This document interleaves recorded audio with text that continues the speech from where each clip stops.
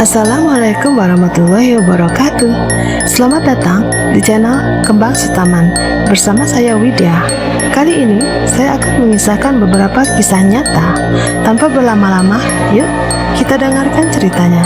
Selamat mendengarkan. Ditemani tidur. Cerita ini terjadi bertahun-tahun lalu. Seperti biasa, setelah sholat maghrib, kami sekeluarga berkumpul di bagian ruang tengah untuk mengaji. Kegiatan yang selalu dilakukan setiap harinya.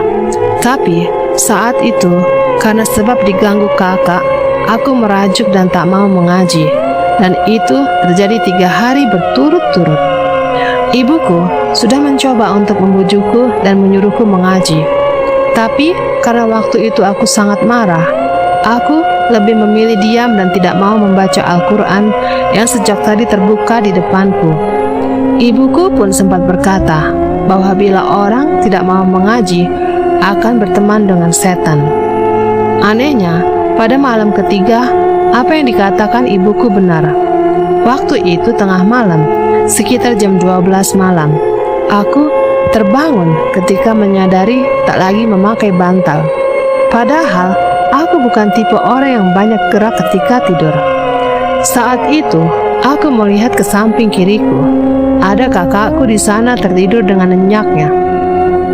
Kemudian aku coba menoleh ke samping kananku. Karena merasa sangat takut, aku pun langsung menutup kepalaku memakai selimut dan membaca doa-doa yang aku hafal saat itu. Setelah lama tak bisa tertidur, akhirnya aku pun bisa tertidur kembali.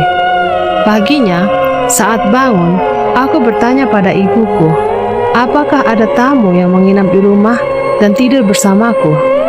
Ibuku hanya mengatakan tidak ada. Sampai sekarang, aku tidak tahu siapa yang menemaniku tidur. Dan cerita pun berakhir. Itu makhluk apa? Bagian kedua. Saya sebelumnya sudah cerita tentang pengalaman menyeramkan saat kecil. Mimpi yang sangat nyata aku alami kembali saat aku SMA. Aku memang orang yang takut dengan kegelapan. Dan saat itu, sekitar jam 7-8 malam, tiba-tiba listrik di kampungku padam. Dan seperti sebelum-sebelumnya, aku selalu gelisah saat itu terjadi. Jantungku berdebar sangat cepat dan aku mulai sulit bernafas. Hingga akhirnya aku tertidur menahan itu semua. Aku terbangun dari tidurku karena merasa seperti ada yang menekan seluruh badanku hingga membuat badanku panas dingin. Tapi aku belum merasa sadar seutuhnya. Lalu aku seperti mulai sadar badanku sedang diputar-putar. Tapi aku tidak berani membuka mataku karena dalam kondisi itu aku juga mendengar suara anak-anak kecil sedang tertawa kegirangan. Tapi aku mencoba mencari tahu apa yang terjadi padaku. Aku membuka mataku sedikit karena takut. Dan aku melihat di sekitarku ada anak-anak. Seingatku laki-laki semuanya yang usianya sekitar 5-8 tahun. Mereka mengenakan cangcut seperti kain berwarna putih yang sedikit lusuh. Seingatku, mereka semua botak. Mereka semua asyik tertawa-tawa sambil berputar-putar mengelilingi aku. Aku merasa sangat takut saat itu. Ketika dalam kondisi seperti itu, aku melihat sosok berwarna hitam besar sedang berdiri di pojokan lemari kamarku. Tapi aku tidak tahu dia hanya sekedar berdiri saja atau sedang memperhatikan aku. Rambutnya panjang sepinggang, semua badannya hitam, hingga aku tidak tahu makhluk apa itu. Karena aku sangat takut, aku menutup mataku kuat-kuat dan berusaha membaca doa-doa yang aku bisa. Hingga badanku yang panas dingin itu lama-lama mulai hilang dan aku mulai sadar seutuhnya dalam dunia yang benar-benar nyata. Setelah aku kembali pada kenyataan di dunia yang sesungguhnya, aku langsung istighfar berkali-kali dan aku menyadari bahwa saat listrik padam itu ternyata aku ketiduran dan tak sempat membaca doa tidur. Lalu aku kembali tidur dengan berpindah posisi tidur, dan sebelum tidur aku berdoa terlebih dahulu.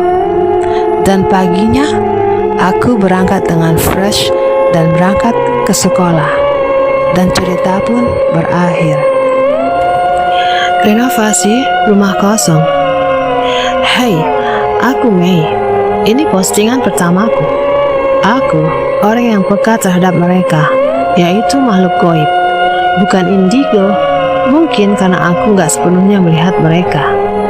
Cerita kali ini aku ambil dari pengalaman aku pas rumah tetanggaku direnovasi saat aku kelas 2 SMA. Sebenarnya gak bisa dibilang tetangga sih, karena rumah itu kosong. Oh iya, daerahku adalah di pusat kota Tegal. Daerah rumahku ada di gang yang bisa untuk masuk satu mobil, dan daerahku terlihat seperti perumahan. Rumah-rumah di sekitarku adalah rumah kosong. Tanda-tanda kehidupan di situ hanya ada di rumahku dan satu tetanggaku yang jarang sekali ada di rumahnya. Keadaannya jadi kayak daerah rumah hantu. Singkat cerita, salah satu rumah kosong yang jaraknya hanya selisih satu rumah dari rumahku itu mau direnovasi agar terlihat lebih bagus. Nah, rumah kosong yang akan direnovasi itu sudah tak ditempati selama kurang lebih 12 tahun. Yang pasti, saat dulu aku TK, rumah itu sudah kosong. Dulu, aku masih tinggal dengan nenekku yang tempatnya hanya beda jalan saja. Jadi, dekat. Di samping rumah kosong itu, ada sebuah lapangan kosong yang isinya hanya rumput liar yang tinggi. Lapangan itu terkenal keangkerannya. Kejadian horor yang aku alami saat itu yaitu saat malam hari aku ditinggal ibu dan adikku ke rumah kakek dan nenek. Aku gak ikut karena aku sedang sakit. Nah, pas lagi ngambil buku di rak buku dekat ruang tamu, tiba-tiba aku dengar suara pintu terbuka, dan ternyata itu pintu garasi yang posisinya dekat dengan rak buku, yaitu di sebelah kiri dari rak buku. Padahal setauku tadi sudah kututup, karena ya kalau gak ditutup nyamuk bisa kayak orang demo nyerbu rumah. Karena aku orangnya gak mau peduli, jadi aku abaikan hal tadi dan kembali ke kamarku.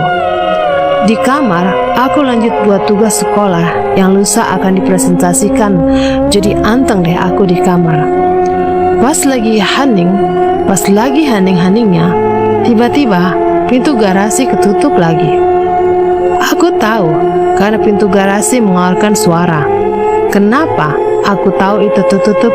Karena pintu garasi dengan kamarku itu berseberangan. Jadi, kalau pintu kamarku kebuka, otomatis aku bisa lihat pintu garasi langsung. Di sini, posisi pintu kamarku terbuka.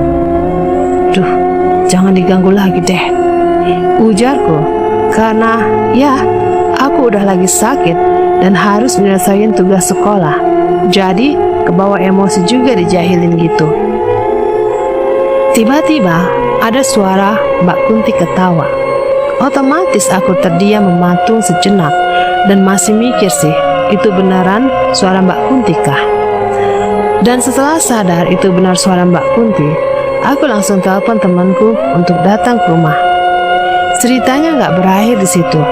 Sejak renovasi rumah itu berjalan, ada saja hal ganjil yang terjadi, kayak suara orang mainan piring di dapur, keran rumah nyala sendiri, dan suara orang nangis di depan pintu. Semua gangguan masih terbilang biasa, tapi suatu malam gangguannya semakin menjadi-jadi. Saat itu aku terbangun sekitar pukul 1 pagi. Aku terbangun dengan mata yang masih sayup-sayup. Aku merasa kakiku sakit, dan pas aku lihat, matanya masih sayup-sayup karena setengah sadar. Kaki kananku udah ada di posisi gak lurus ke atas, lurus banget, dan telapak kakiku menghadap ke ke kanan, dan itu posisinya benar-benar kanan lurus. Aku sih gak lihat sosoknya, cuma aku lihat kakiku ditekuk itu, dan sebisa mungkin aku baca doa, karena benar-benar mulut aku buat ngomong susah. Akhirnya, pergi juga makhluk yang nekuk kakiku. Pas aku bangun, kakiku sakitnya sampai gak bisa buat jalan. Dan paginya, aku cerita ke ibuku. Ternyata, ibuku juga ketindihan. Dan pas ibuku tanya ke temannya yang bisa lihat, dia bilang penghuni rumah kosong itu merasa terganggu. Dan akhirnya, mereka ke rumahku untuk ngasih tahu kalau mereka terganggu dengan renovasi rumah tersebut dan tingkah tukang bangunannya. Dan cerita pun berakhir.